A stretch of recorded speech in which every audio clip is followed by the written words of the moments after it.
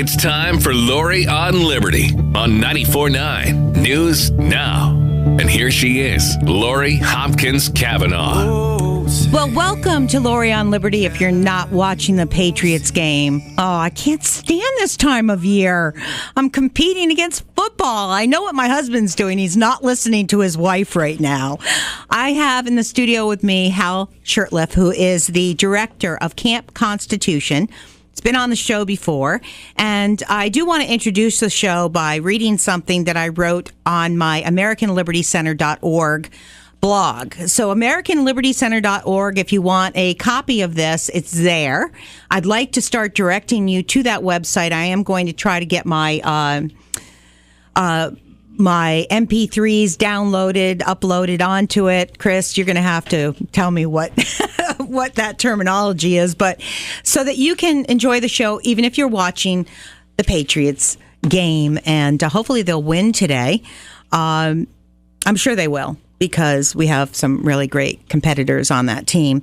So I have been paying attention to something that has touched my heart and my soul, and that is the Christopher Columbus, his role as the most important man in the history of the Americas, the single most important man in the history of the Americas. And we're going to talk about that today. His name, Christopher, means the Christ bearer. Christ bearer. And the name Columbus means dove, and that is anointed with the Holy Spirit. And we are a Christian nation, although the far left would like to say we are not a Christian nation. As a matter of fact, Zach Levy, who was on the Board of Education for the City of New London, said to me, we are not a Christian nation. And of course, that's an Obama talking point. He's not running for the Board of Education, thank God, because the New London Board of Education, all of the members in 2016 voted to take Columbus Day off the school calendar. And this is happening across the country. It's been happening since the 60s and 70s. Take Columbus off the calendar and replace it with Indigenous Peoples Day, which is insane because none of them represent a single indigenous person. There is no such thing as an indigenous people that we're supposed to celebrate. That is a ruse. It's a lie. It is ridiculous. It would be funny if it didn't really happen in real life. If it was, this is some twisted comedy that we're involved in as a society today. These far left progressive liberals are not far left progressive liberals. They're cultural Marxists. And that's what I want to talk about as an introduction. And then we'll get to Hal. And he's the expert on the Constitution as the director of Camp Constitution and his work that he's done his entire life. And he's working hard up in Boston, actually, on a lawsuit to try to get the Christian flag waved in the city of Boston on a state building. City building. On a city building. Okay. So what I wrote was that the future of our republic is in peril, and that is because that these far left lunatics, these cultural Marxists, are trying to dismantle everything we hold dear, everything that represents the foundation of our country. And you can see it with the riots and demonstrations organized by Black Lives Matter, By Any Means Necessary, and Antifa. Those are just three of many, many groups that are creating a ruckus. And these ruckuses, by the way, are encouraged, promoted, attended, and funded by a number of other organizations that you pay for, like Planned Parenthood. Planned Parenthood has become a political entity, and they should not be a nonprofit organization. They are a political entity that is funding and attending and rallying and working with these organizations that want to create riots and mayhem, stop free speech, and demonstrate. Kill cops, 5 in Dallas dead after a Black Lives Matter concert. Rally. Black Lives Matter rally concert. Yeah, great music. I think it was something about fry 'em up like bacon. That was the tune they were singing about cops. So the images we see of this violence that's spreading across the country on cities and on campuses, they're all planned ruckuses, and they're designed by the Democratic operatives, including President Obama. He is absolutely 100% tied into actively working against our country and our republic. And they lead today's anti-Trump, anti-American political, it's called the resist movement. You've heard that, resist. But know them for who they are. They are cultural Marxists. And I'm going to teach you a little bit about cultural Marxism today. I'm going to be doing, I hope, some other shows to talk about this problem, to reveal this issue to the American public so we understand what we're dealing with. Why is it that 9 years after Obama promised to heal racial wounds, 53 years after the Civil Rights Act became law, that skin color is dividing America more than ever before today? And those responsible blame others, and that's part of their political strategy. And that's cultural Marxism. It's cultural Marxism, and the ideology that drives it has been written into our education system. Have you heard of Common Core? Mm-hmm. The fact is, Common Core stems from the United Nations Global Communist Initiative, and it's one of the reasons why race relations in America continue to deteriorate. In 2012, the United Nations launched the Global Education First initiative to rally the global communist elite, and they're from both parties. Don't be fooled by Republicans and Democrats. They're working in a conjunction with each other to help the United Nations. And so the United Nations decided that they wanted to foster and mobilize global citizenship to transform and cultivate our children into good little Marxists. And so we got Common Core. And if you saw in your education system, if you started seeing things like, we're all global citizens, that came from the United Nations. It was an initiative to destroy nationalism. And you see the nationalism rising, not the kind of nationalism that is related to Hitler. That's not the nationalism we're talking about. We're talking about national identity, whether you're Italian, Spanish, Swedish, American, Canadian, that we're losing our national identity because they want us to. This is by design so they can implement a new world order that was first unveiled in Agenda 21, and Herbert Walker Bush signed on to that. The nationalists put the interest of their nation first. And if you have a nation that has a constitution that protects the rights of people, then that's a good country to be. That nationalism is a good sense of nationalism. They call it economic. That was just a ruse. It's not about just economics. It's not just about making sure that Americans get American jobs. It's about an identity of who we are as people, spiritually, emotionally, where we come from, our roots. You know, the black. I never forgot the movie Roots. Mm-hmm. Was such a wonderful movie. You know, I just loved that movie. It was a bad time to show it in Boston. It was at the height of forced busing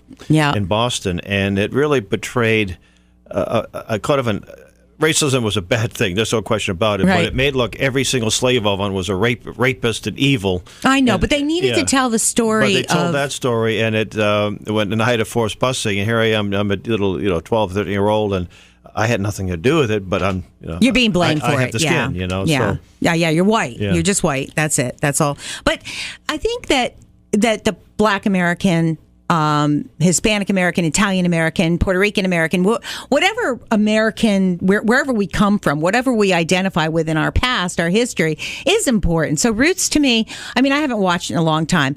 I did watch The Amistad recently, and that was a phenomenal. Good movie. Yeah, and because you have connections right here in Connecticut. Yeah, in New London. And what a lot of people forgot or don't remember, why did they come here? Because Connecticut still had slavery in that state, and when New York did away with slavery. Kind of interesting. People think, we Northerners were morally superior to those evil Southerners. Well, there were very few slaves in the North. But it still existed, Yeah, but very few. Yeah. But the thing is that there were more people that were against slavery than were for it in the North. There was a lot of people against slavery in the South.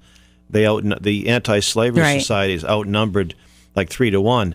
Unfortunately, what happened was some of the elements of the abolitionists were violent. They supported guys like John Brown, so that made it difficult. I mean, it was automatic emancipation, or we'll kill you type of thing. And that didn't sit well with people in the South. A lot of the people lived in it was the a bad time. Well, it wasn't a bad time in history. Sometimes in order to heal wounds, you have to lance the pustule and get all the terrible things, bacteria and nasty things, bugs out of you. And that's what I think I'm trying to do today, is to get a really nasty bug identified. And we're going to have to lance this bug, and it's called cultural Marxism. Because what it is doing, it's creeped into our education system and completely, it's a disease in our education system. It first started on the college level, then it's being taught now relentlessly in schools across the country in the structure of Common Core, with its massive data mining aspect, which is really scary, because the data mining is, if you don't believe in this, we're going to change your behavior. In Common Core, our behavior modification, systematic behavior modification, it is so scary. And the people that stand behind it are standing behind something totally false. You need to know what Common Core is. And this whole Columbus, the Christ bearer, the dove, the anointed with the Spirit, we're going to get into Hal's going to give us an education on that in a few minutes. But I want to say that parents are really asleep on this education issues, the tactics and techniques that are being implemented in our schools across our country, including New London, which got rid of Columbus Day for a reason. They are we are relying on a corrupt United Nations, and that this is being union driven by the teachers union and by collective thought processes, and they are controlling our public schools, and they have sold our children to the United Nations. Global communists like Bill Gates are raising our children to be cultural Marxists, not citizens of the United States. Common Core is the latest name of the tools they are using to revise American history, history revisionism, demonize our traditions. Columbus Day, Thanksgiving will be next. They've already stripped Christmas, right? Yeah. Destroy gender identity. Okay, that is, come on, please, how did we get here? And stoke the fires of hate and discontent. And that's what it is. It's really divisive. Cultural Marxists and local governments have been working lockstep to destroy America since the 60s, and Hal would agree with that. They're the reason why New London, in 2016, every single Board of Education member voted to remove Columbus Day from the school calendar and replace it with the most idiotic name on the face of the planet, Indigenous Peoples Day. If they had replaced it with American Indian Day, and they decided to, well, first of all, they shouldn't have replaced it at all, and they're still not giving attributions to the American Indians. They don't have an American Indian Day, and we should have an American Indian Day, because American Indians are the coolest tribes on the planet that have ever existed, in my nationalist point of view. So why don't we have an American Indian Day and honor the Mohegans and the Pequots and the Manasees and all of the different Indian tribes and what they existed and how they lived? You know why? Because it hides the truth. They can't lie and tell the truth at the same time. And the Board of Education in New London, decided to lie to your children. Common Core is lying to your children. Sixth graders are being told absolute, abject lies about Columbus. And the reason is Columbus is a Christian symbol. That is why he is the most important man in the history of the Americas.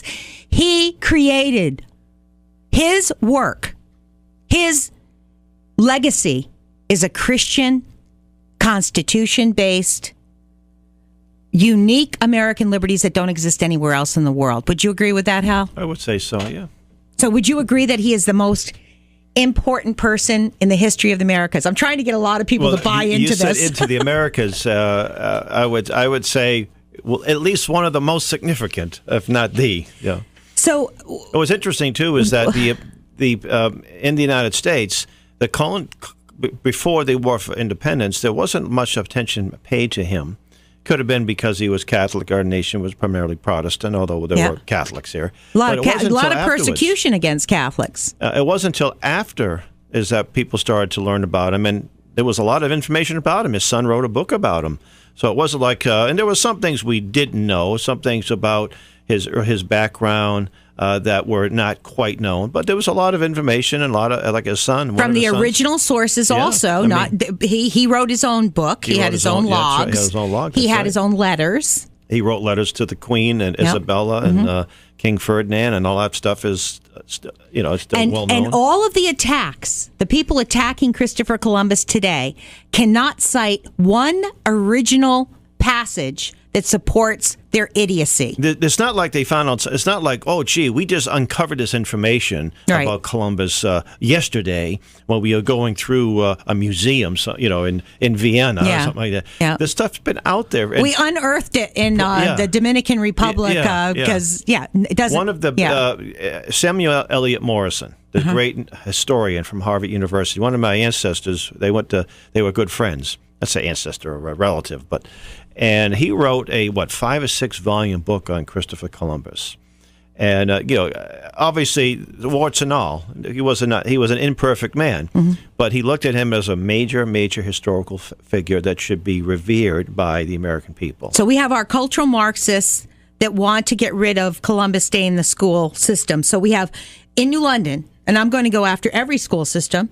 This is going to be a statewide effort. It already is. It's expanding. I've had on Monday, I brought about 20 supporters that were experts in different areas. I brought Ann Minuski, who's working with Common Core to get rid of the ESSA data mining and privacy issues that Obama decided that your children have no privacy and you as parents have no rights. You also have these lie detector tests too. They want to test your stimulus, so they put these devices. Yeah. These are children getting these devices. Criminals aren't treated this way. No.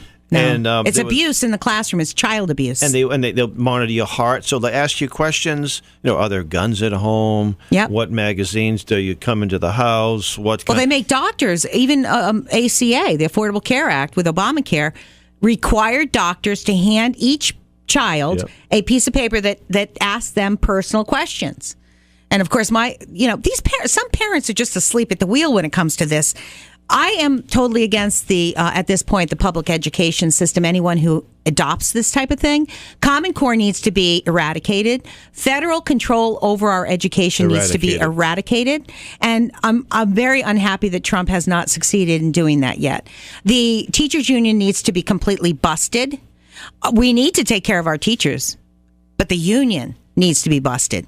We need to worship our teachers. We need to allow them to teach. But Obamacare doesn't allow them to teach. It allows them to test. There's a great book written by my late friend Sam Blumenfeld called the NEA, National Education Association, Trojan Horse in American Education. Right. He wrote this, I think, in the early 80s. And he said this is the most powerful labor union in the country. It is. And teaching children to be prepared for our world is on the bottom of their priorities. It's all about a political agenda. Well, they've actually raised that up. You know what they've done?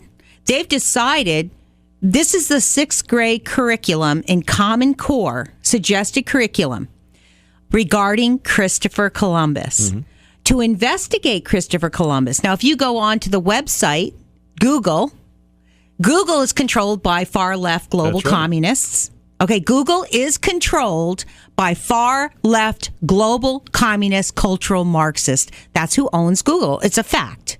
Google controls our searches. So you have to circumvent Google in order to get the truth because they pile on all the lies at the top of the search. Well, one of the books that and I don't think it's available online, but it's written by John Eidsmoe. It's called Columbus and Cortez, Conquerors for Christ, published in 1992.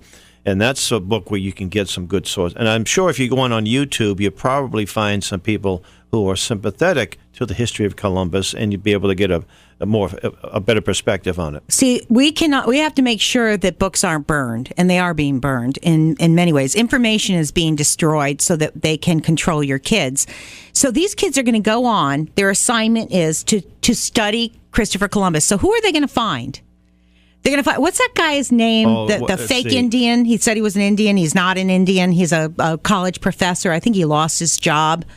He's the one. He's out in the western part of the country. West. Yeah, big tall. Oh, Churchill. Yes, yeah. Ward Churchill is who your children are going to. The fake Indian like Pocahontas we have in Massachusetts. Senator Warren. This fake Indian liar, cultural Marxist, wrote horrible things about Christopher Columbus, and all these people like on the Board of Education. In I have a letter. They're actually guilty of stealing Ward Churchill's words verbatim and using them. So they're talking points, right? Ward Churchill is a talking point that your child is going to read, and everything he says is a lie, and nothing is based on actual historical facts or information. Nothing, zero. So they can't. So I brought up, how much time do we have, Chris? 3.5 minutes. I just want to tell you a story. On Monday, I brought up about 20 people, from all over, experts on this subject matter. And one of the people that came up drove all the way from South Carolina to join us in New London. And he's an author, and his name is Rafael Cortez. He is Puerto Rican. He is a Christian and a wonderful man who he brought his son with him, not his wife. I'm looking forward to meeting his wife one day. But his son spoke at City Council. He spoke at City Council. City Council wanted to shut us down. And they could care less about Christopher Columbus. Only a couple councilors, one John Sadai, who should be mayor of New London, I believe. I think John Sadai is just, he's real New London. He said, look, Lori is not making this up. There was a letter to the editor in the Day saying that the Christopher Columbus statue should be torn down. And yes, in 2016, the Board of Education, without consulting parents, students, the community, Latinos, Christians, or anyone, decided to get rid of Christopher Columbus based on one letter. And I have it here, and you're going to it'll blow your mind when you hear this letter. This woman is nuts. And she wrote this letter using Ward Churchill's words verbatim. I think there's a name for that, isn't there? When you steal someone's... Isn't that plagiarism? Yeah, plagiarism. Like Can you... I don't know how Ward Churchill will feel about someone stealing his lies. I'm sure he'd be delighted that someone's stealing his lies. I don't think he's going to file any lawsuit or copyright infringement. So here we have Martha Marxist on the city council. Martha Marx. Oh my God. Now, this is Is she related to Carl or Groucho? I spoke to her. She was very, very honored that I asked her if she was married to Karl Marx. Related to Karl Marx. She is German. She talks about white privilege. She's such a cultural Marxist. It's comedic. That's a relatively new term. I don't remember hearing that term. Well, she has a black child. Yeah. So she thinks she's something special because she's a white. Of course she thinks she's black like that. There's a woman going around with a nice suntan saying that she's black. The president of the NAACP but a lot of people aren't buying that. No. Now Martha doesn't claim she's black. She just thinks that she's special because she had a black child, which is, I don't consider that any more special than having a brown child or a white child. Any child. Children are special.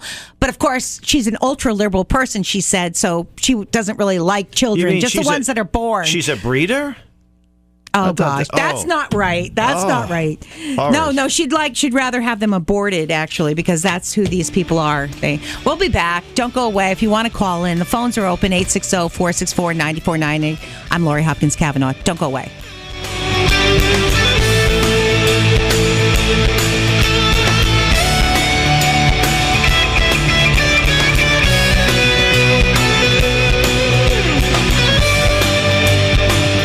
Listening to Lori on Liberty on 94.9 News Now and stimulating talk.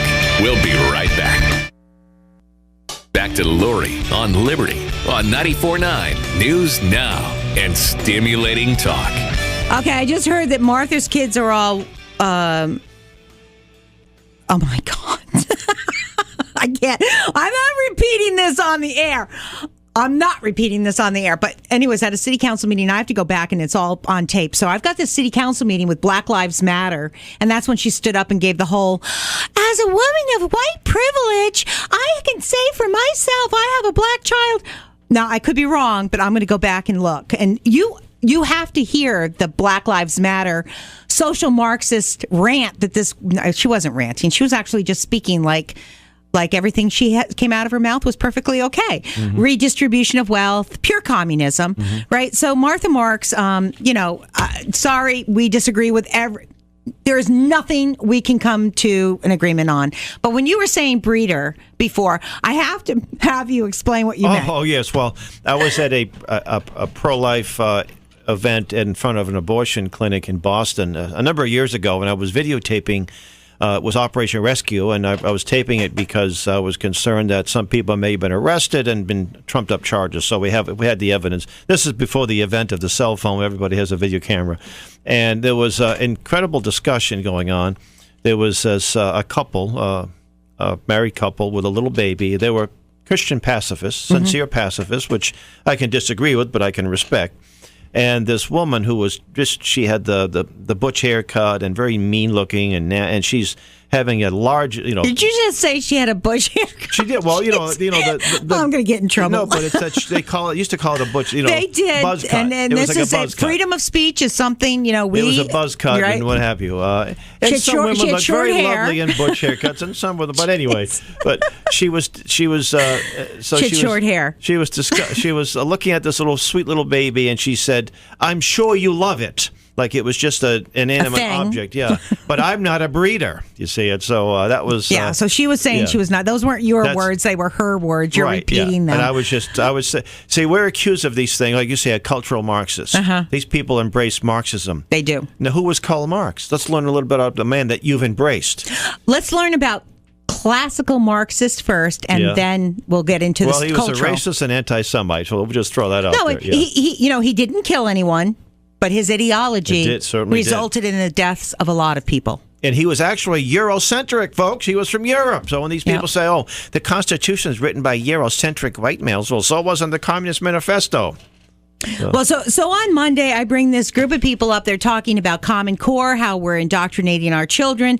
They talk about, and this wonderful man who is writing a book, and it should be published this week. And it is Raphael Ortiz was so incensed that Columbus was being dishonored and degraded that he decided to write a book. He's a postman.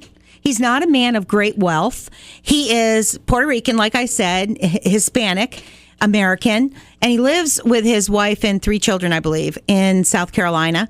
And he's just the most magnificent guy. So he's fluent in Spanish and English, and he went back to all the original sources, and he took everything in context, and he has the claim of the cultural Marxists versus the reality of the original sources, so that he just every time someone says something stupid about Columbus, he said, cite your original source to shut him up, because they can't, because it's all lies. Do we have a caller? Couldn't understand him? Okay, well, that's not good. Okay, so all right, so I just want to know what I want to say. Okay, so we're surrounded in Connecticut by these cultural Marxists, and their fortunes. This is about control. It's political. They're honed by grievances. Okay, so the more people can say, "Oh, Christopher Columbus did this to all these indigenous people," yeah, show me one. Okay, because all the people down in the Dominican Republic and in Central America and South America, they're a mix of Indian, original. Black, slave, and Spanish, most of them, or Italian, Latino. Okay, so who are you protecting? Which portion? Which percentage? Do they have to have DNA checks? This is insane, folks. Because the people in South America, Mexicans, Latinos, Hispanics, whatever, they all are interbred with Spanish, Italian, Black, and indigenous people. And there aren't any indigenous people left. So who exactly are we celebrating when you do this Indigenous People Day? It's insane. But I guess cultural Marxism can be insane. It is insane. But they use the term Native American. Well, that's anyone who born in what is now America. which is the Well, United I'm a Native States of American. America, I was not not South born- America or Right, Central exactly. America. Yeah. I was born in the United States. I was born in Boston. That makes me a Native American. Yep. Yep. And We're my all people have been here since- indigenous. And so the idea that that Native Americans is it was interesting too. The term Indian. Well, Columbus thought he was going to the West. He wanted a trade route to the West Indies. It was he thought the world was much smaller and that he could find a passage going. Well, this the fact direction. is, nobody knew how big the Earth That's was or what lay before him. That's right. His courage, his courage alone was astronomical to be able to get on those boats with those men and decide to find a new route to the Indies. And also to make sure that they were about to mutiny. I think they only had a couple of days before they said we'll turn back, and they land ho. We found. He found. Yeah. He first spotted. They saw some land, and Ben Hull's on the line. Ben was one of the people who joined me on Monday. Ben, thank you for joining me. Hi, Lori. Thank you. Yeah, how'd you like the chicken and the dinner I made you? Delicious. The lemon chicken was fabulous. I saw you go back for more. I just didn't know some of it was raw still when I served it. It's more nutritious that way. So what do you have to say, Ben? Lori, I just wanted to comment because I left that city council meeting in London a little early there, but I did hear the one councilman who seemed a little contentious toward us with his little speech there, and I did notice that he did say that one of the things he said that kind of resonated with me was that he said that truth is in the eye of the beholder, and I fundamentally disagree with that. Truth, yes. Yeah. It's truth is based. If you look it up in the dictionary, it says it's based on fact. Absolutely. I don't think he knew that. I kind of feel sorry for him because I don't think he knew what he was saying. Maybe we should educate him. Unfortunately, I think our world is full of people who think they know and they talk like they know, but sometimes they don't. You're right. Yeah.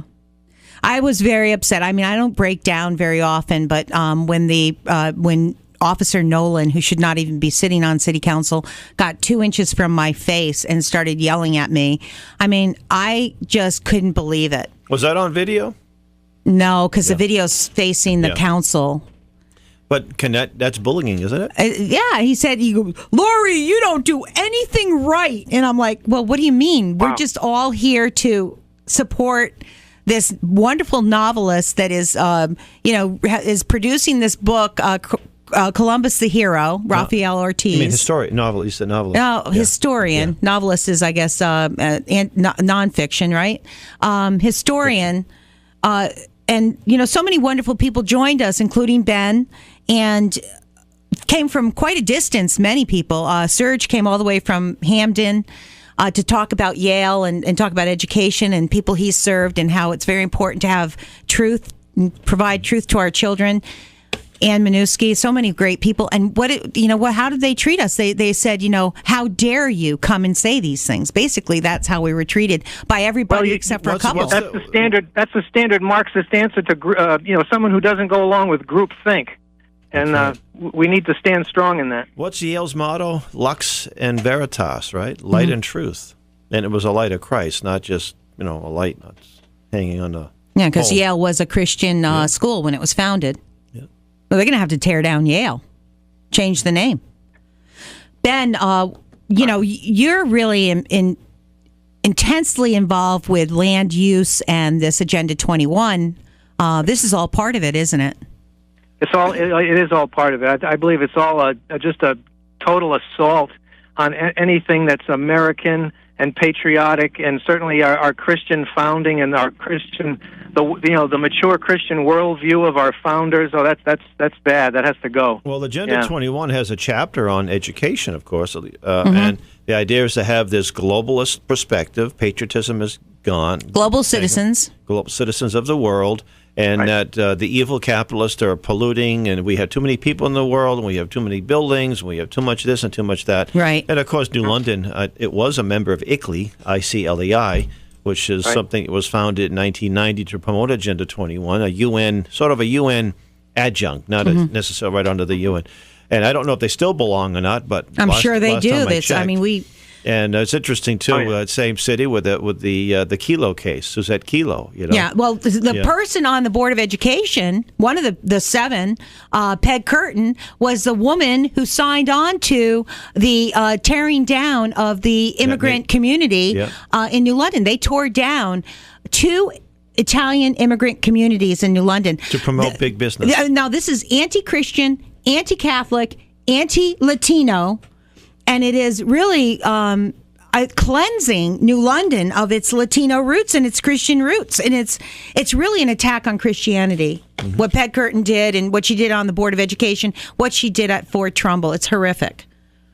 Hey, Laurie, I want to say one more thing about that meeting, and it's this. On a personal note, I got there and I thought I was going to give up my 3 minutes of speaking, and then when the president there said he wasn't going to allow that, I said, well, what am I going to pass, or am I going to take and try to do something positive here? So I scrambled. I got out some paper and I started writing down, my thoughts on the whole thing, and I ended up getting up there and saying something, and I just wanted to thank you for that opportunity. Oh, I'm so glad you were there, Ben, and I appreciate your friendship and your mind and all the efforts you do make to expose this stuff. I appreciate it. You're very welcome, Laurie. Thank you. Thank you. My husband said one thing, and my kids were there, and I had other people's kids there. I had a fifth generation American, Italian American there to speak about it. Attilia Vendetto, beautiful young lady who spoke so eloquently about her dad was in Italy at the time, her mom and dad. I'm going to do a shout out to Wayne and Karina, who helped deliver my son. Just wonderful friends that go back a long time. And the Italian American community in New London has been devastated by these people. And it's really so anti-Christian, so anti-Catholic, so anti-Italian and Spanish that it's disgraceful, really. And why are we allowing this to happen to our school children? But, we went down there. That the Columbus statue is 89 years old. There's 22 Columbus statues, I believe, and busts in the state of Connecticut. I don't know how many in Massachusetts. There are more parks named after Columbus, I think, than any other person in the country, in the United States. Yeah. There's a Columbus Park that just was, it's in the north end of Boston. Mm-hmm. And it was recently, maybe 20 years old, maybe 15 years old, right on the waterfront, Columbus Park. We have to turn this back. Columbus Circle. We cannot allow Manhattan. this to happen. We have to stop it. It has to stop. So it will stop because there's a lot of people who are very upset about it. Knights of Columbus understands what is happening. And they're a Connecticut-based group. There's a museum. They're nationally out of Connecticut. Sam from Westerly. Sam, my friend, welcome to Laurie on Liberty.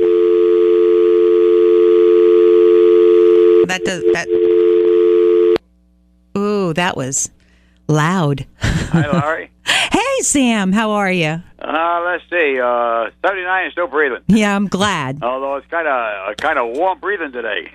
It is warm. Boy, it got hot out there, huh? Yeah. Well, that's this is a summer we never had. That's the climate change.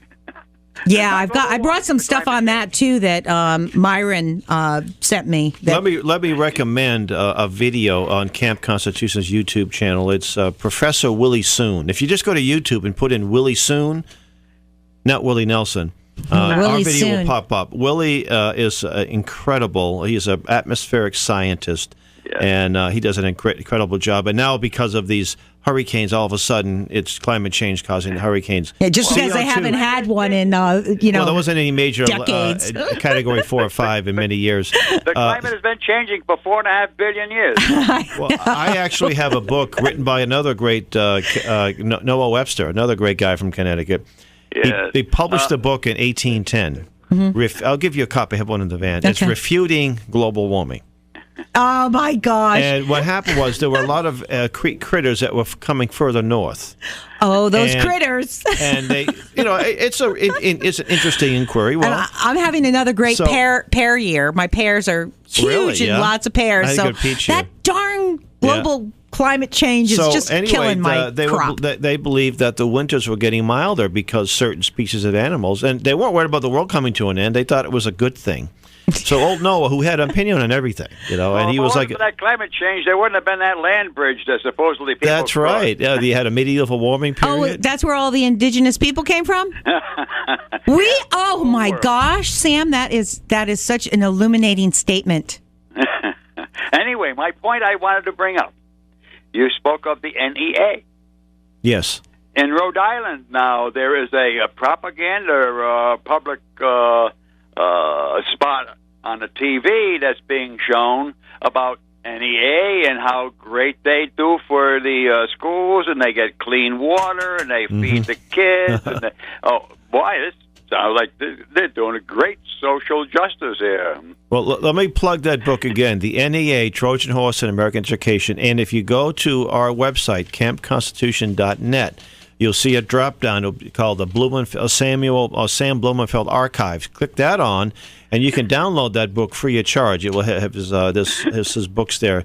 And you need to get the information. And Sam did a painstaking research. Back when he wrote the book, he didn't just go to the computer and everything popped up. He went to the archives at Harvard. He got to the history of the philosophy of education. He went to people like John Dewey and Horace Mann and what they had to say. And initially, it was a legitimate organization that was definitely interested in furthering education, but things happened along the way. And things happen. And of course, one of the things that Sam tried to do is get phonics, intensive phonics, reintroduced. And that's the last thing that the NEA would entertain, is teaching people young children how to read properly. They'd rather have eugenics. Yeah, that's exactly. right. Eugenics is well, right. Planned Parenthood is funding these crazy groups with our taxpayer money. How does that happen? Why do they have a 501c3? Why can they take our taxpayer dollars and politicize, they call it health care? I'll tell you why. As the NEA says, we're all progressives now. Yeah. And I hate to see that. Progress means good things are happening, something positive is happening. Jobs are being created. That's the cloak they want to hide behind. They're retrogressives. Yeah. There you go. Hey, Sam, I appreciate your showing up, and it was a late night, but I couldn't be more honored by the people that supported American Liberty Center in doing this, beginning the process of protecting Christopher Columbus in the state of Connecticut and beyond. It's got to be a national,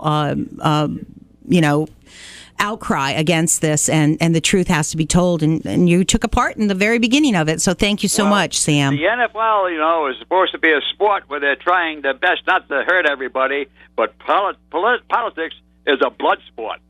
Yeah, I got my nose bashed in by the president of the city council, though. He actually got off his seat and came down and yelled at me. I don't like being yelled at. I'm such a, snowflake. Okay, Sam, thanks a lot. You're welcome. Bye. Okay, do we have anybody else on the line right now? Chris is writing the name down. Okay, so this is all interrelated, obviously.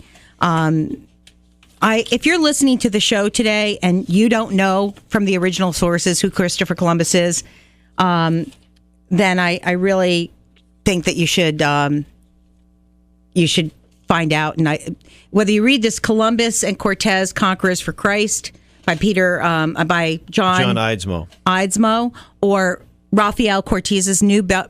Does he have a website or a Facebook page? No, he's just a regular guy, and the book is so well written because I don't mean grammatically well written, and that's what it's interesting. But grammar doesn't necessarily mean interesting.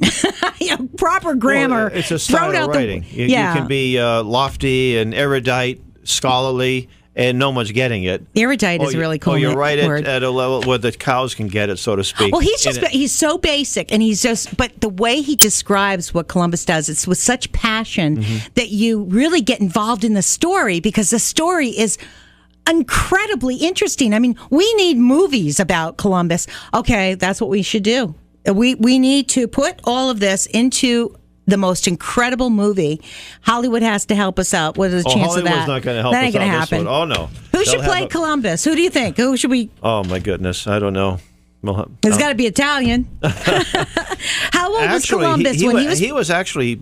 He wasn't that young. His family lived in Genoa, but he was light skinned. He didn't look like your typical paisan, you know. He was Genoa? light skinned. He was light skinned, so they say he may have been more Northern European. Someone said he had Jewish roots too. And that was another. See, the notion that he understood the Bible, the Old Testament. He understood in Isaiah where it says, "It is He who sits above the circle of the earth." But you see, one of the myths. And I think there's some anti-Catholic there. And I'm a Protestant born-again believer. Well, I'm a Catholic, and I may be a born-again soon. They thought that people thought the world was flat. People who some knew did. What was some may have done some that, did. But they were considered. Yep. But the people who were the educated people at those times realized that it wasn't. Told me. They didn't know what shape it was, though. But they thought the world was much smaller.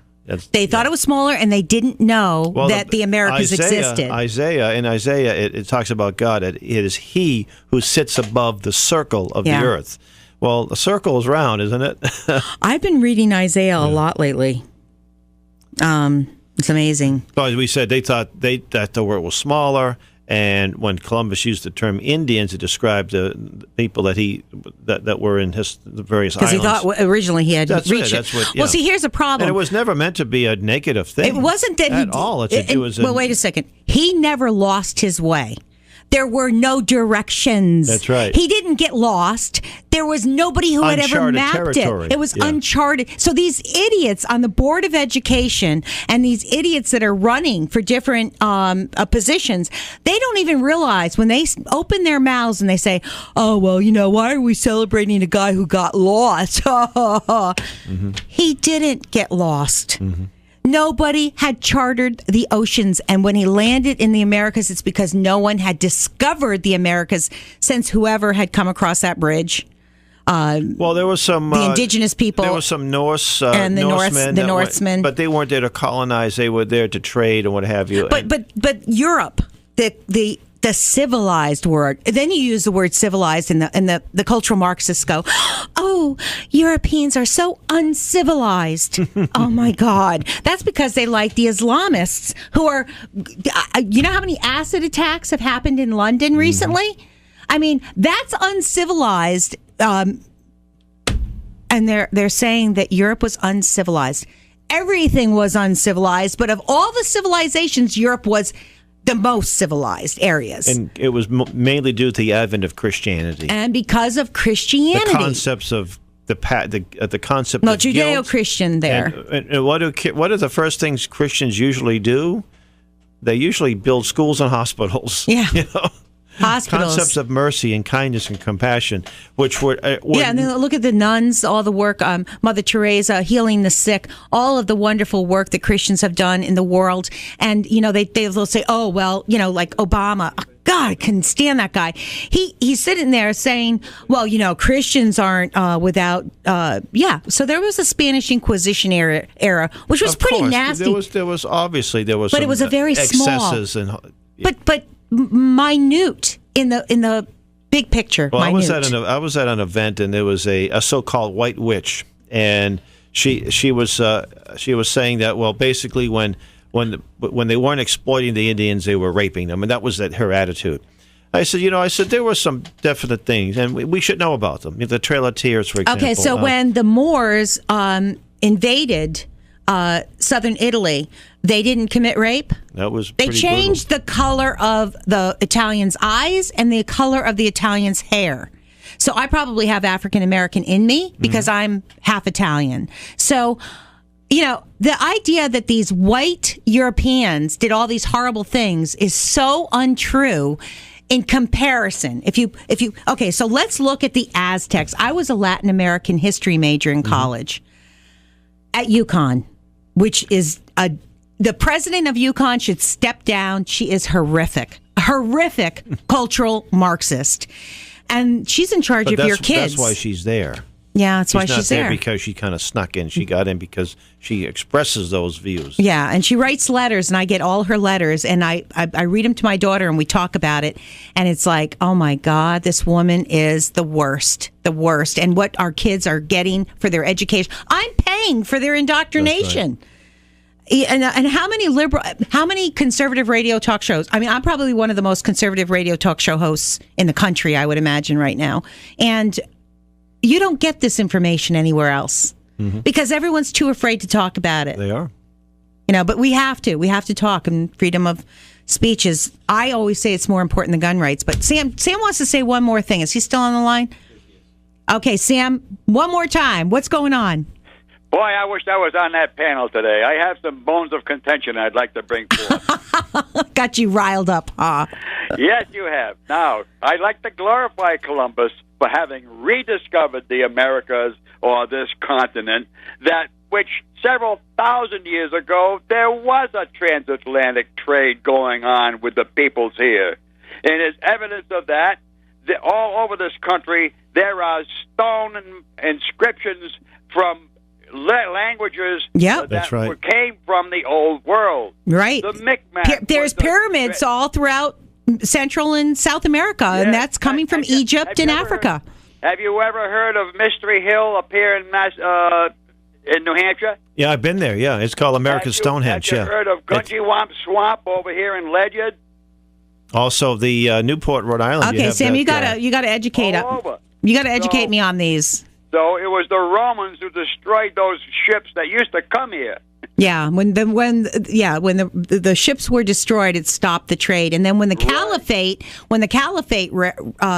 became, the Constantinople, the Islamic slave trade, as that grew, and they were taking white Europeans as slaves, and Africans as slaves, they stopped the trade to the Orient, and that's why Christopher Columbus had to, was able to get the money from Spain to bring Christianity here. But he wasn't the one who was greedy. He wasn't doing it for gold and for money. He was doing it because he believed he was in a sense, the anointed by the Spirit, the Christ bearer, and the Christ bearer to bring Christianity to the new land. That was clearly evident in his writings. And it was evident in his original writings. He didn't talk about, let's go get the gold. We'll be back in a half an hour. I'm sorry, what am I saying? We're going to be back for another hour. We'll be back. See, I'm going to lunch. Don't go away. You're listening to 94.9 News Now and Stimulating Talk. I'm Lori Hopkins-Cavanaugh.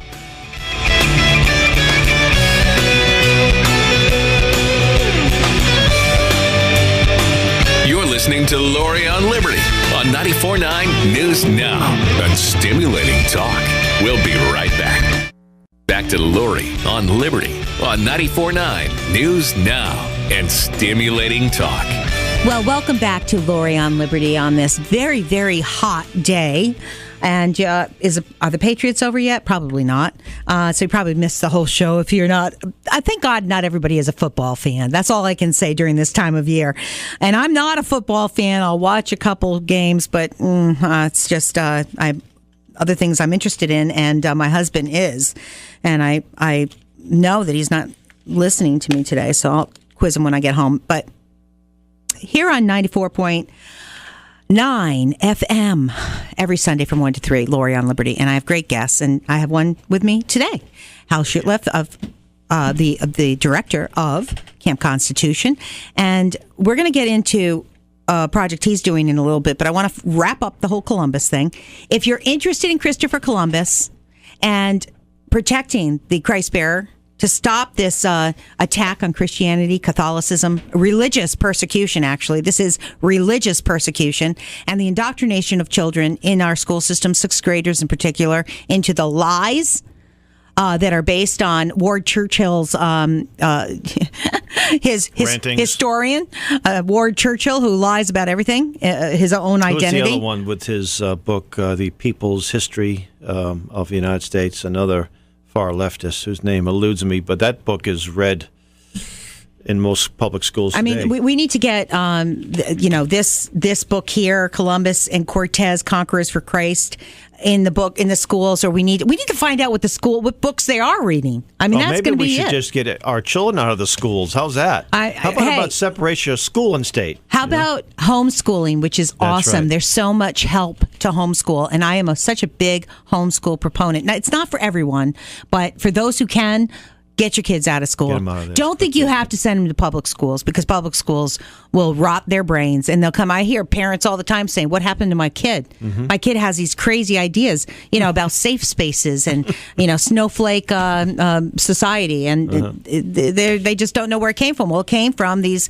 social Marxists that we see, and I want to just say the difference between the two before I get into this letter from Laura Nadelman, who is the director or president, or I don't know, she's a general manager or something, of New London Landmarks. I'm very sad because New London Landmarks, I think, was a wonderful organization. I'm hoping that they will let Laura Nadelberg go, or tell her to stop her work, because she's really become this city planner. These planners are all totalitarian cultural Marxists, basically, and they don't do any good. They're not there to give us freedoms and liberties. They're there to and not preserve history. She is the one who spearheaded, with no children in the public school system.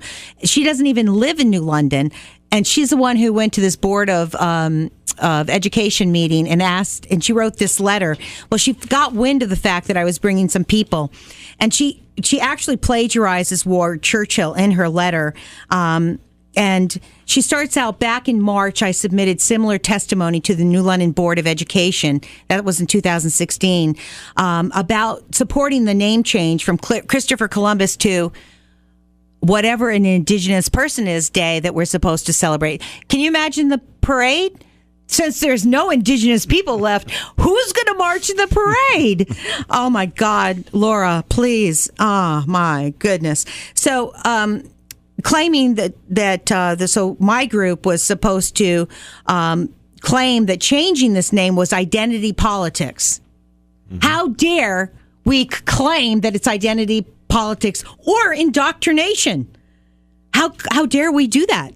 But that's exactly what it is. So she's actually saying, shame on you. Just like they said to me at City Council, shame on you for bringing people to council to discuss this issue because we don't agree with your politics. So shame on you. You do everything wrong because we don't agree with you, right?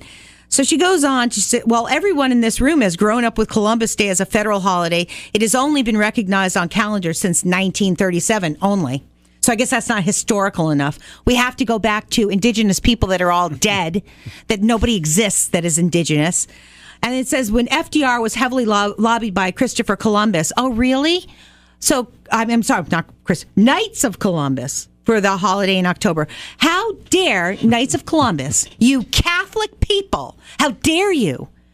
How dare you, you nasty Catholics, ask for a holiday for the single most important person in the history of the Western world and the Americas. How dare you? That's what she's actually dissing. So she hates the Knights of Columbus. She hates anybody with a different opinion than herself.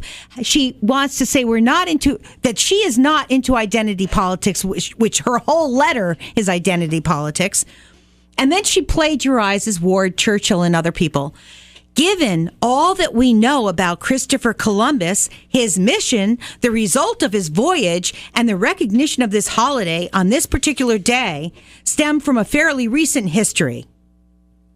I believe that it's time. She cites not a single fact, not a single source.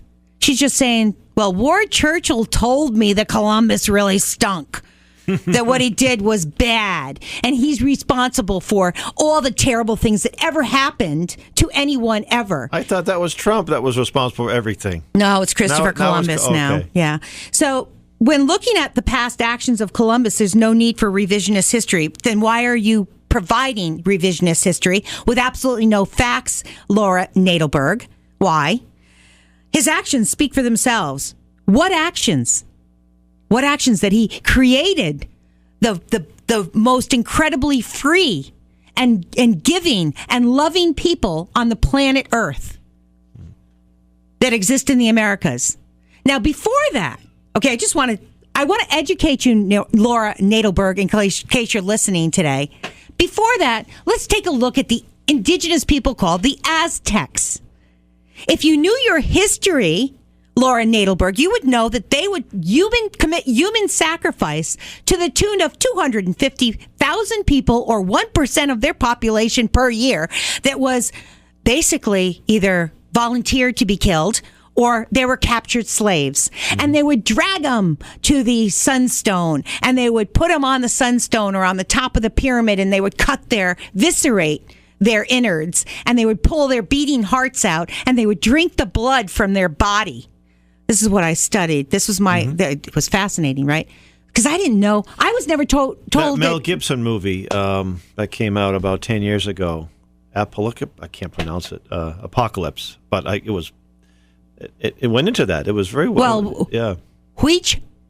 I can't pronounce this god. Huitzilopochtli. Quetzalcoatl? Oh, no. Okay. Huitzilopochtli was the bird god that was, and they believe their religion. Laura, I think we should celebrate Aztec sun god. We should celebrate Aztec Day, Aztec Indigenous People Day, and we should sacrifice people like they did because they were so wonderful. Now, I don't believe Christopher Columbus sacrificed anyone. And as a matter of fact, when he landed, his mission was to convert people to Jesus Christ. How dare he? How dare he have a mission to convert? Meanwhile, you have Islamists who acid attacks, suicide bombings, this incredibly violent religious ideology.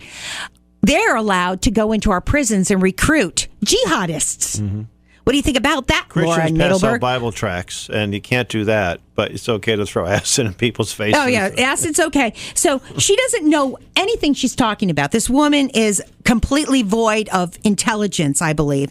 And she's talking about cruel mistreatment of Native people. Did you know, Laura Nadelberg, that the Spaniards, because of Queen Isabella, who was a wonderful woman. Mm-hmm. I wish if I could go back in history and meet somebody, I would have loved to have met her, because she was the first country on earth to make slaves citizens. And Columbus and Isabella were working on making the treatment of slaves better. Mm-hmm. And here this woman, Laura Nadelberg, she puts her address down at 17 Star Street, but I believe she's from East Lyme. And she's the director of the Historic Society. And what she's doing in New London, we need New London Landmarks. We need that organization. But this woman should step down. What she's doing to the property owners, she's going after property owners, and she's deciding who gets to let their building stay and whose building is not historic enough and can be torn down.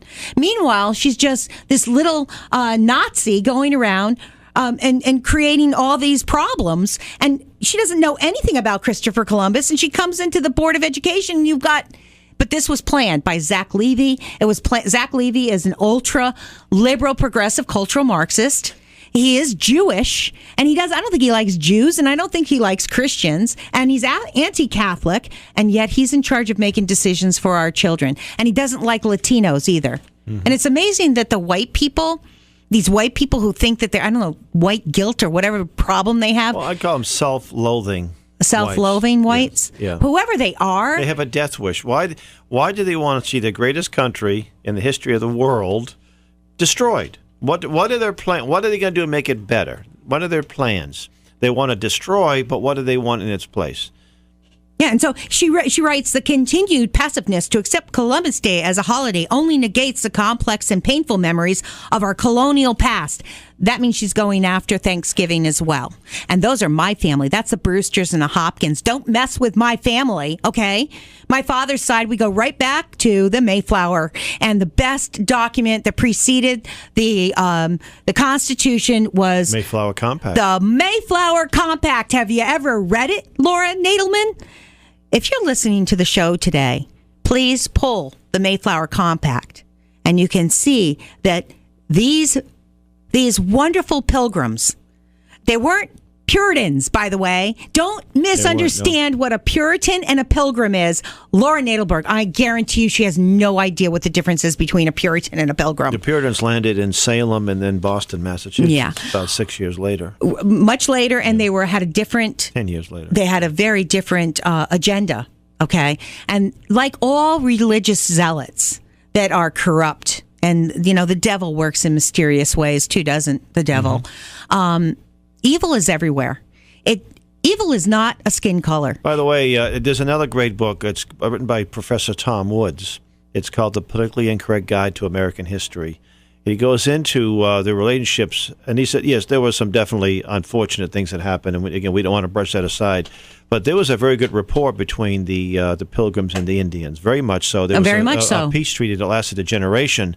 Although there were some issues, there was some people that settled that were kicked out of Plymouth, and they were abusing the Indians. But it was the Pilgrim colonists the settlement. They took care of them and got them out of there.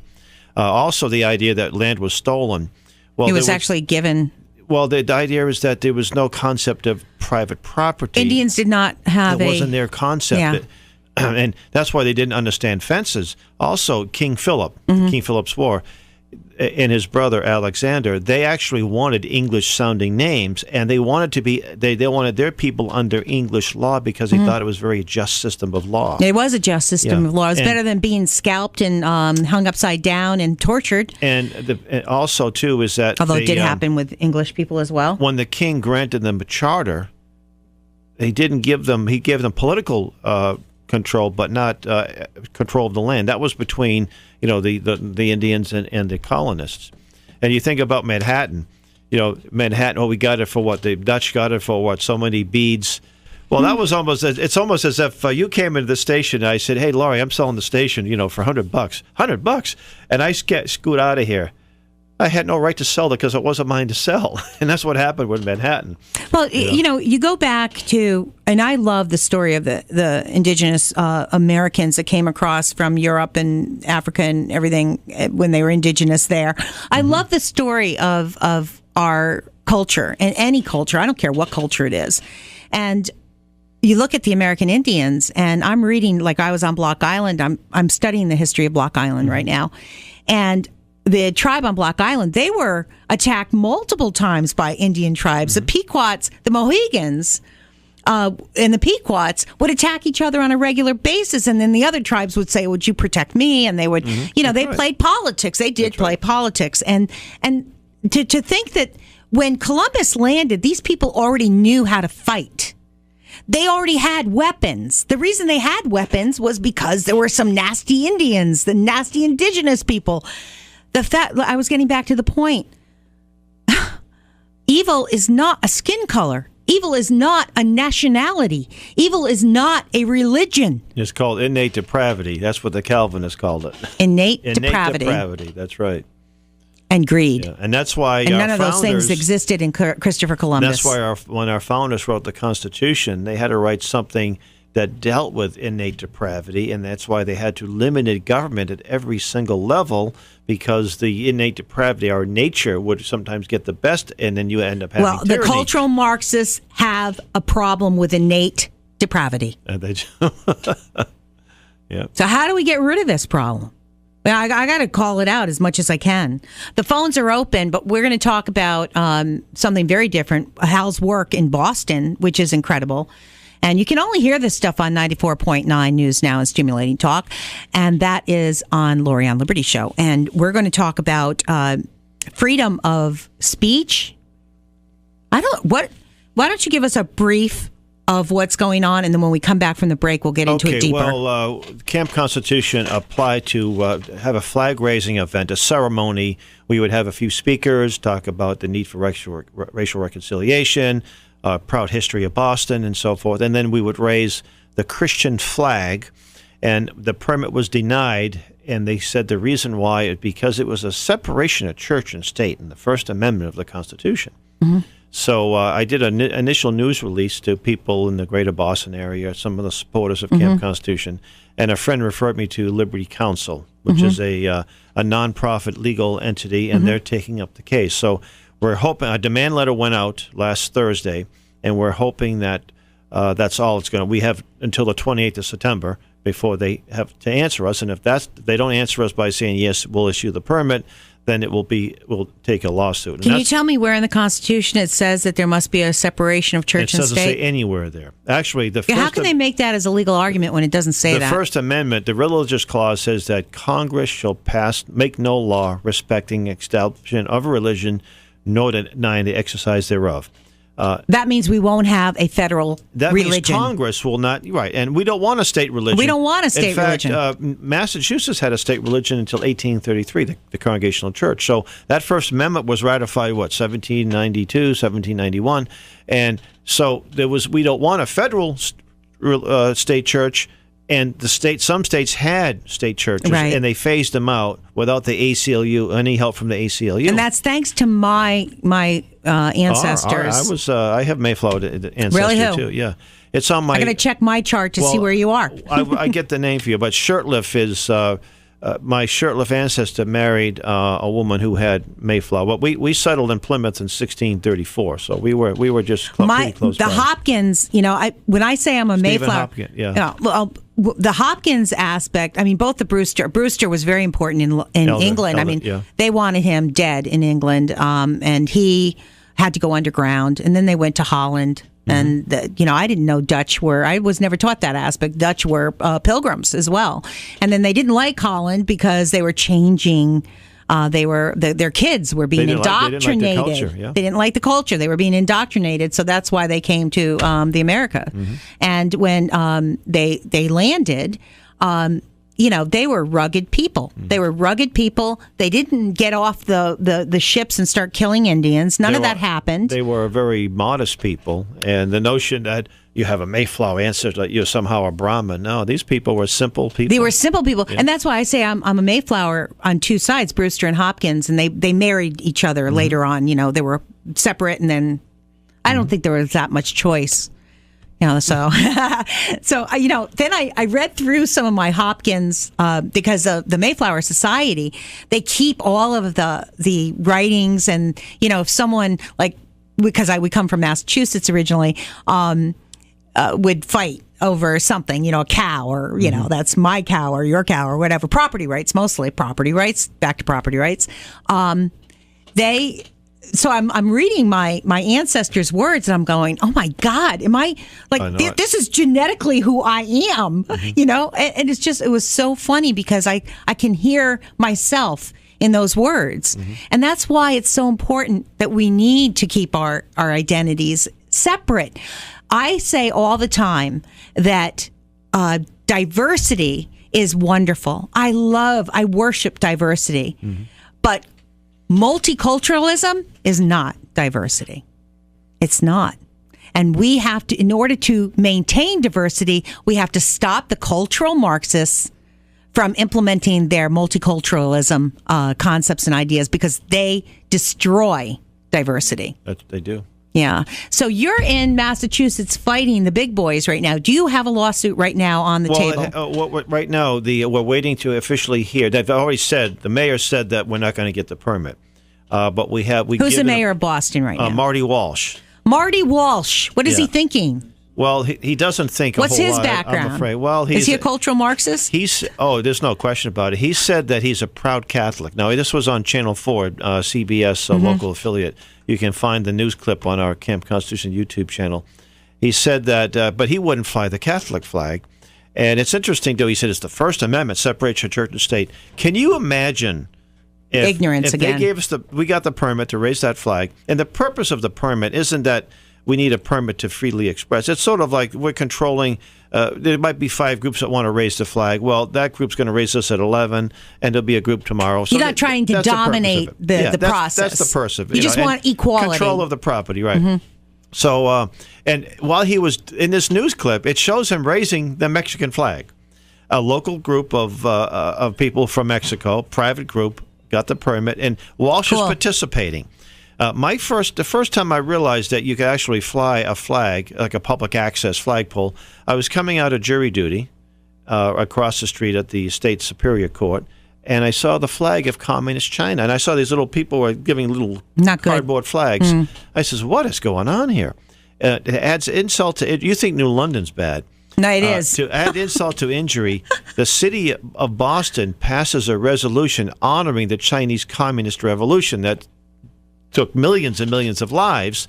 And, the little red flag with the stars, I said, this is outrageous. So a couple of years in a row, we had a little outreach event. 10 million lives. Oh, it's probably more than that. Oh, wait. We had the China in 1927 to 49, 10 million lives. And from 49 to 76, 20 to 35 million lives. That comes from death by government, I think. This is Jews for the Preservation of Firearms Ownership. Yeah, that's probably where they might have got that. So we got 2 minutes in this section. So not only what other groups? There's, of course, the various homosexual groups, and of course the LGBTQ MAGA is totally committed to that. They had a rainbow flag. Rainbow flag. No, it's not that. It's up there in June. Actually, that's flag, okay. I mean, if they want to raise a rainbow flag, that flag celebrates an anti-police riot. That's where I'm taking that. Oh, that's a fascinating story. And then the transgender flag.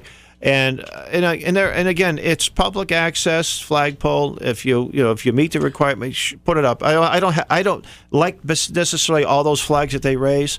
Although in Massachusetts, it is illegal to raise a flag on state, municipal, or county property, which is a $20 fine. But you have to enforce things, and if the Attorney General is not going to enforce it, they're going to do it with impunity.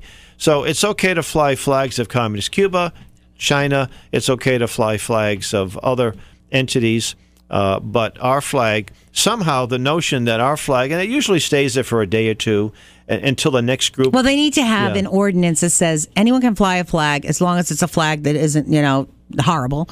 And just be fair to people. Is, so well, I mean, if it was an ISIS flag, I'd have a problem with it. So they would probably grant me an ISIS flag if. We got to take a break. I'm here with Hal Shurtleff. We're talking about freedoms right now and Columbus and a lot of other things. You're listening to 94.9 News Now and Stimulating Talk, an incredible station here in Rhode Island, Connecticut, and Long Island, New York, and we'll be back, and we have another half hour, so don't go away.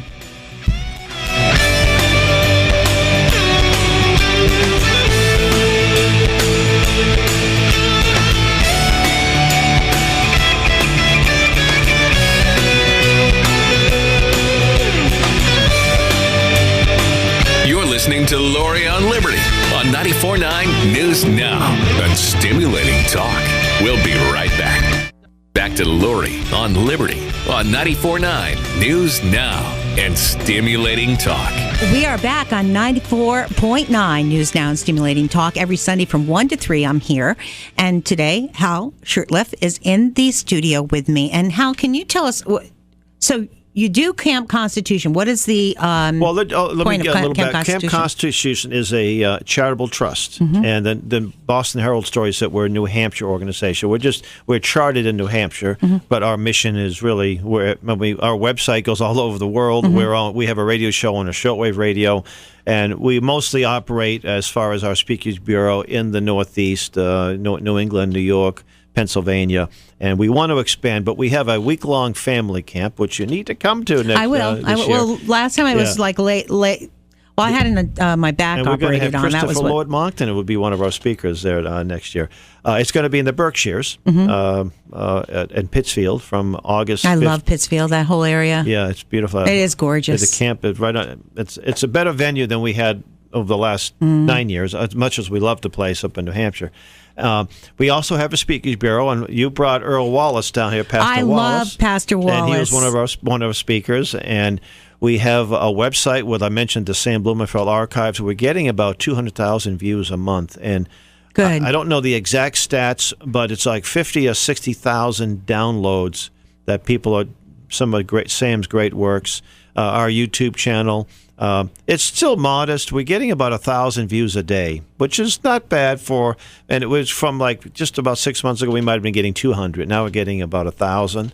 And we have a lot of our classes that we conduct on our YouTube channel. We do events during the year.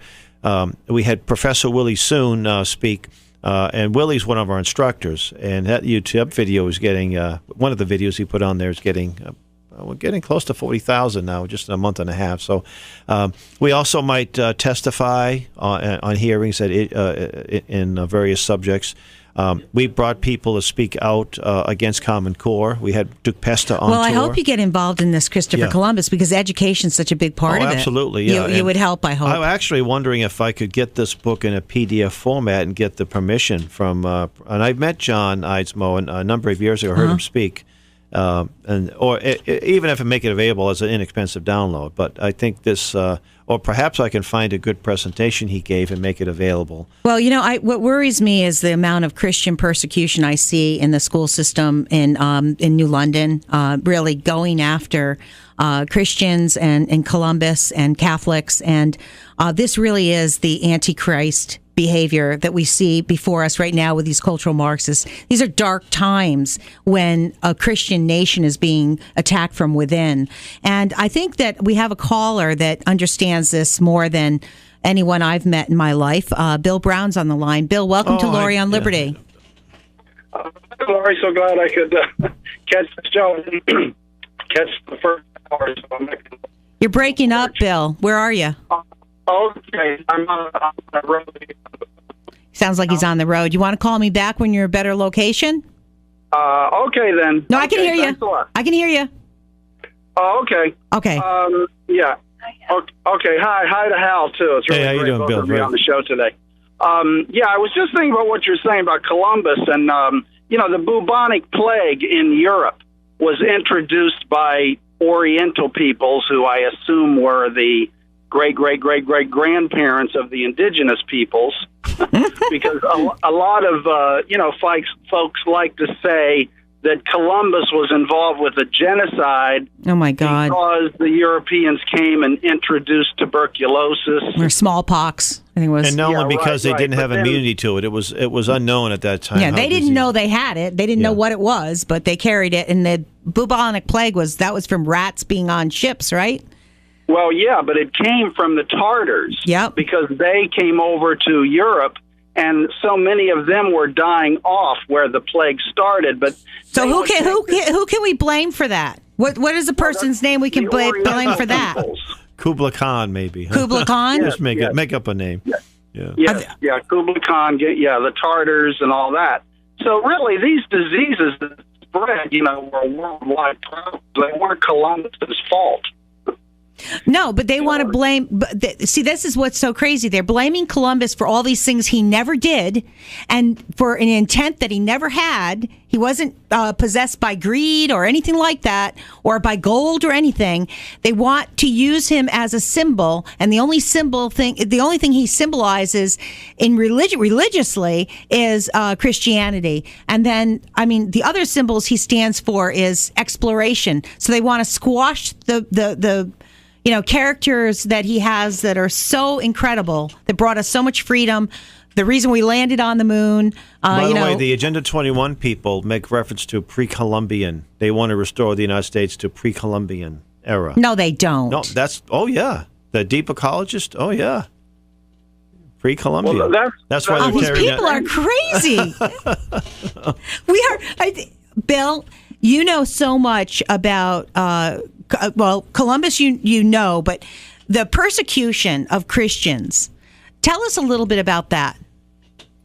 Well, it's so rampant everywhere, and the media doesn't really like to highlight it, I think, because traditional Christianity opposes their agenda, which is often the Marxist, LGBT, welcome Islam, these various, things that are associated with creating their one world utopia.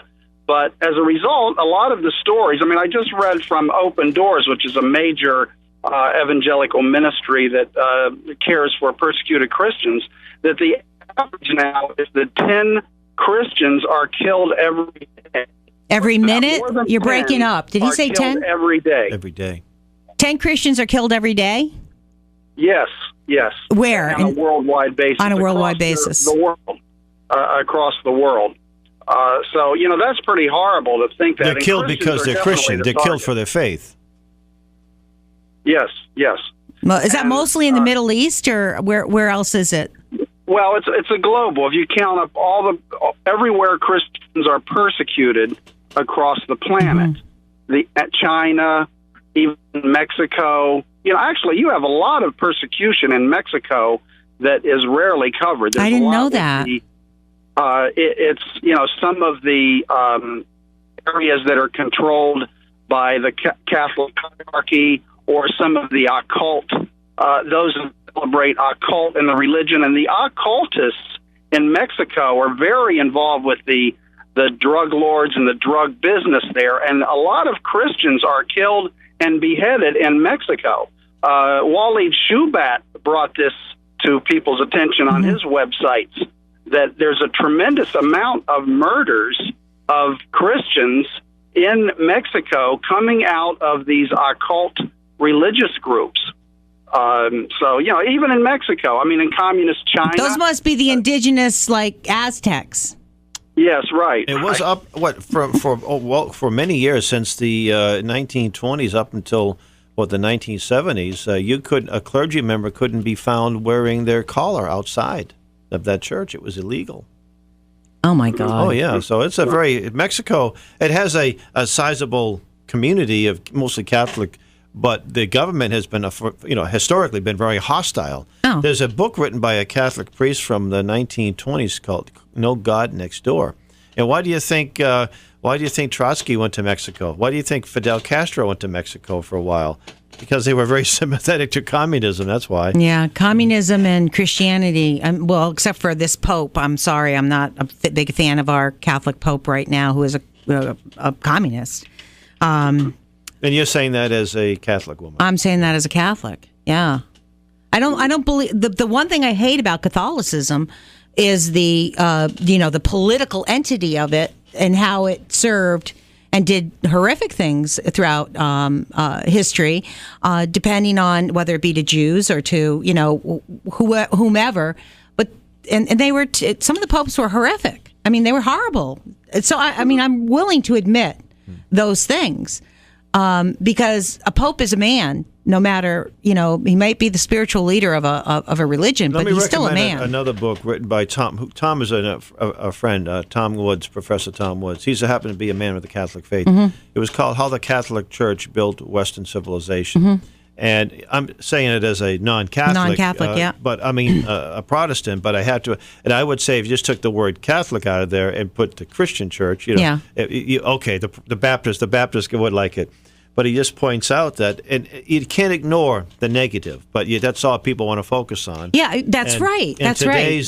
Today's moderate liberal Catholic, they'd know the negative things. They wouldn't know all the positive things. And there's so many positive things. I always use Mother Teresa as a symbol of all the wonderful things.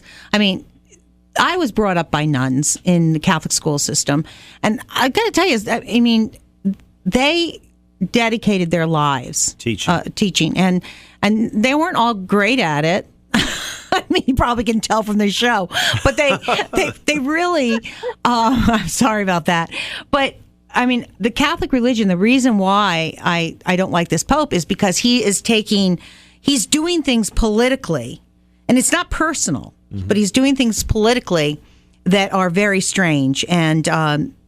Not necessily liberty. Well, he's bought into this global related. Warming. Totally bought into this global warming. Yeah, and that's the stuff I'm talking about. Yeah. Well, let me get a little back into this flag issue here. I was on the Bruce Wall. Hold on one second, Bill. You're going to stay on for a moment. Yeah, if you want me to. Yeah. Yeah. Why don't you stay on? And I know Bill. Hal's going to talk about. So So we have the demand letter went out, and the mayor got on Channel 4, and he said, this is separation of church and state. Here's a man who believes in sanctuary cities, which is a violation. And nobody, a flag fluttering on City Hall Plaza for a day or two that has a red cross on it is no indication that Boston is now deeply Bible Belt and that Marty Walsh is now Reverend Walsh of the city of Boston. It's laughable. No one's going to mistake that. But old Marty says I'm a proud Catholic. Well, really, give us some evidence that you are. Give me a little bit of evidence. He said that if Roe versus Wade is overturned, that Boston will be a sanctuary city for abortions, too. Oh my God! But it was ironic too. The Boston flag, cities and towns all have flags, and if you look at it, you'd be surprised what's on some of these flags. The Boston flag has a Latin verse from the book of First Kings, and it says, as he honored, as he protected our ancestors or our forefathers, may he do the same for us. It's a literal, not a literal translation. So there's a Bible verse on that. The Bunker Hill flag, which is raised. Don't tell him that stuff. Then he's going to take it off. Well, they must. Someone has to know it. I mean, no, they don't know. They're just really ignorant. But you know what? You have to say it, because if they take it off, they're going to take it off, and it's going to even show how bad these people are. You know. Well, that's the same with Connecticut. I mean, our state motto in the Latin is "He that transplants sustains," and the whole, it's embellished on the. Is that a biblical verse? Yeah. Well, it's the idea that God, who sent the Puritans to the New England area originally, that was their concept. The faith of all their trials and struggles was that God. No, the Pilgrims. Pilgrims. The Pilgrims. Well, both the Pilgrims and the Puritans, because our original government in Connecticut, which was the principles there, it was formed by a Puritan group. And the Puritan concept was God who transplanted the Puritans and Pilgrims from the England area in Holland, so it will sustain. And that is the state motto. And if you look at the first, the Connecticut was called the Resolves, that is a Christian document. The Constitution's a Christian document. It starts out with God. That's right. But, I mean, it doesn't say a Christian God, but it was a Christian God. That's right. Zach Levy, we're a Christian country. The Connecticut Constitution is definitely. And what's interesting too is that the first synagogue in the United States was Newport, Rhode Island, and Jewish people. They used to call this. Some of the founders called this the New Jerusalem, because of the fact of the freedoms and liberties, the freedom of religion. And Jewish people thrived here. Yes, there was some anti-Semitism. Yeah, but they all turned into Democrats. What happened to them? I don't know what to say about that. Except for my friend Edie. She's not a Democrat. But they thrived here, and And, I have we plan to invite one of my, who's a talk show host, too. I don't know, but they're a strange breed. But and the Jews for the Preservation of Firearms JPFO. Ownership. Yeah. They're not Democrats either. No, they're not, no. So I should have them on sometime. I'd really love to. Their studies are incredible. Yeah, I got a chance. I was honored to meet the founder, who's since passed away, Aaron Zellman. I introduced him at a function in Wisconsin. I was a charter member of that group. You don't have to be Jewish to be a member of that group. Most of the Israeli Jews, though, I have a very good friend that is an Israeli Jew. He fought in the Israeli army. Yeah. He's very conservative. Yeah. Well, the Jewish money that supported George Washington is really a hidden story. That's right. I think it was Chaim Solomon. That's Chaim, right, from Philadelphia. That's correct. Yeah. Yeah. So if it hadn't been for his financing George Washington in the Revolutionary War, it would never have happened. So the Jews were very involved with starting this country and prospering in this country. And also there was a sizable percentage of Jewish soldiers in the War for Independence. Right. And, it's interesting, as you were talking about Columbus, I think I mentioned this to Lori before, is that Columbus had a tremendous millennial view. His whole motivation was to recapture Jerusalem for, Christendom. Against the Islam. Yes, from Islam. And so he had said that he had stated in his statements to the king and queen there of Spain, he said, whatever prosperity may come from this venture, I request that it be used to recapture Jerusalem, because the fall of Constantinople in the like 1453. 1453, that's right, yeah. Yeah, catastrophic. I mean, that would be like saying all of Europe fell to Islam, and what is America going to do about it? Well, how times haven't changed much, have they? Well, that's true, and most people do not realize the tremendous struggle between Western civilization and Islam for centuries. Even the Pilgrims, I mean, one of their ships, when it went back to England, was actually hijacked by Islamists, and their whole crew was put into slavery. And our first war in America was the shores of Tripoli, where Thomas pirates. Jefferson had said he was fed up with these bribes and paying all this money, so he sent our troops over there to stop the capturing of ships. So, but actually, it was in the 1800s that it began to subside because Napoleon, with his armies, they marched into Egypt and put down, all this Islamic power, so to speak.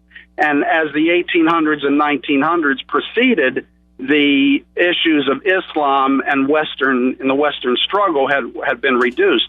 But now with the uprising up it again, we need to realize that for centuries, for 1,000 years, really, from 700 to 1700, it was basically a constant war between European Western civilization and Islam, which was why Columbus sailed seeking a new route. You may have mentioned that before on your show, but he sailed because they could no longer get to the spice routes of the East.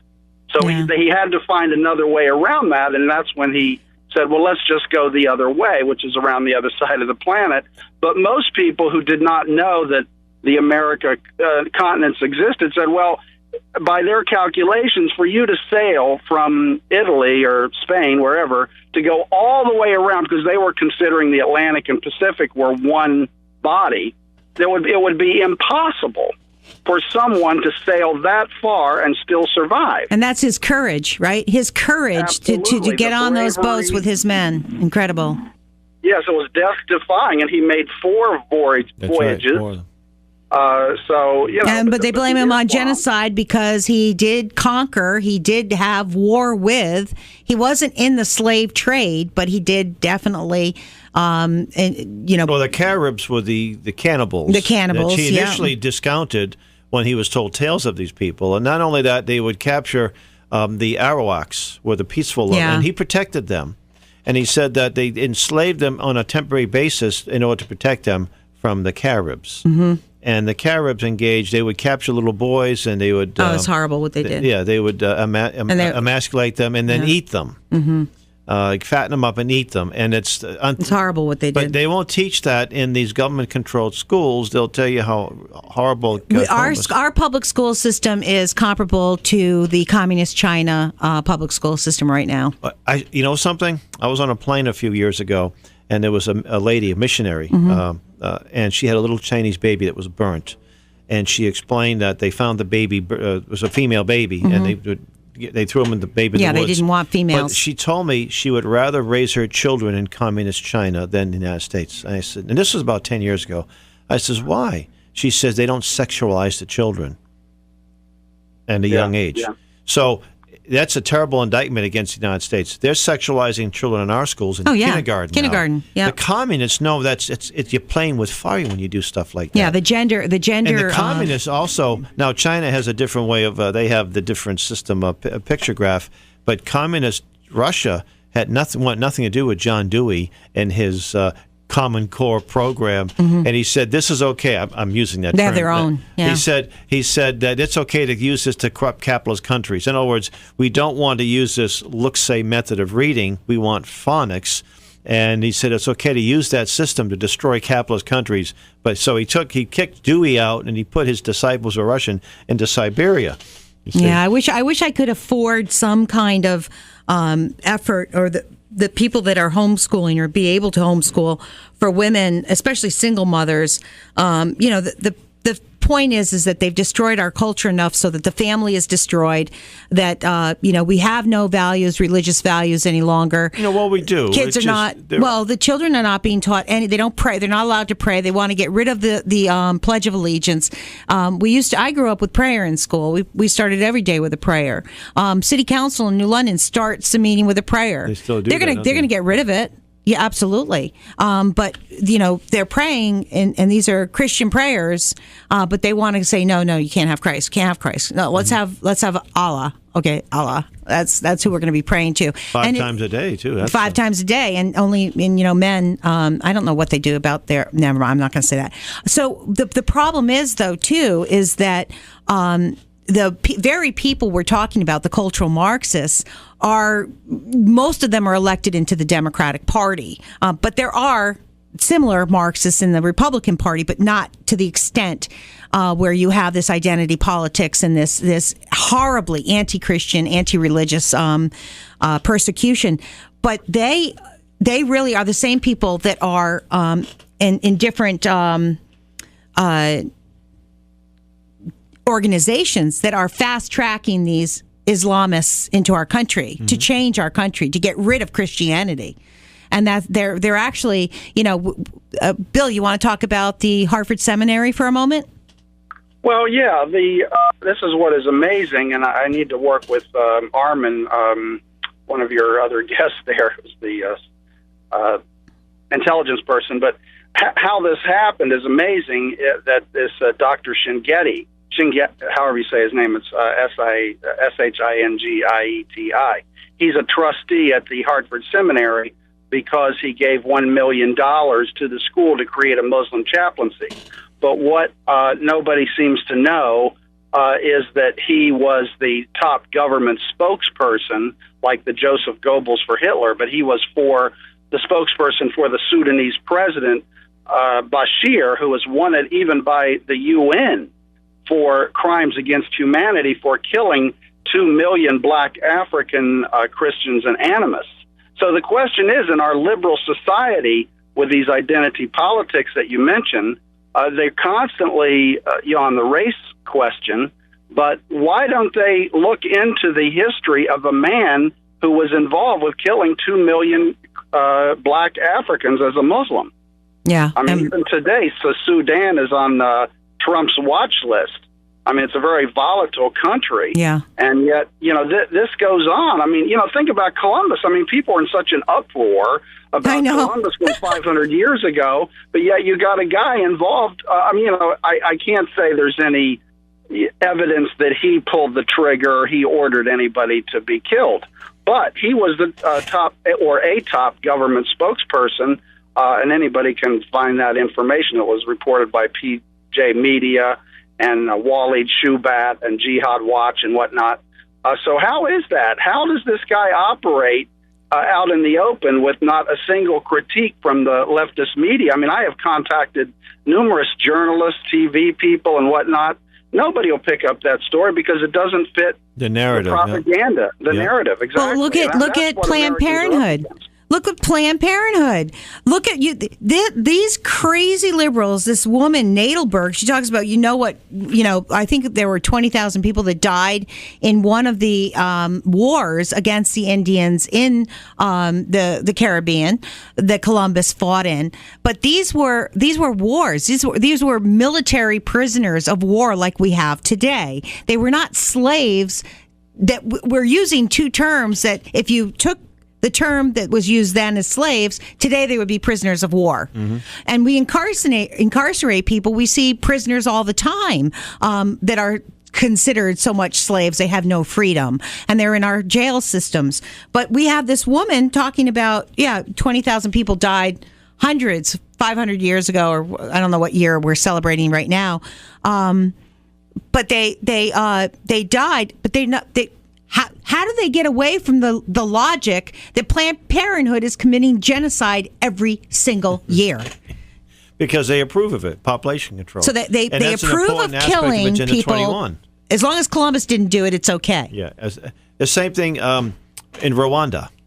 There was a horrible genocide in Rwanda where close to 1 million people, mostly by machete. Oh, that's horrible. Nobody got too excited about it in the United States because they were, for some reason, we only have two minutes left. 2 minutes. Hey, Bill Brown, thank you so much for calling in and all your help and your wisdom. And okay, I just want to mention, folks should look up the Mohawks and why that name means man-eater, because the cannibalism was going on in New England, too. It was going on, yeah. That's a whole history in itself. But okay, thanks a lot. I think we're going to have a parade for cannibalism and human sacrifice. Ripping out hearts. Which is not the bad mouth. It's not the bad mouth, whoever the indigenous people are. It's just to say, look, everybody's got their problems in their background. Why highlight just Columbus? Give me an indigenous person. Give me one. Show me one. Show me one indigenous person that's breathing on this earth today. Show me one.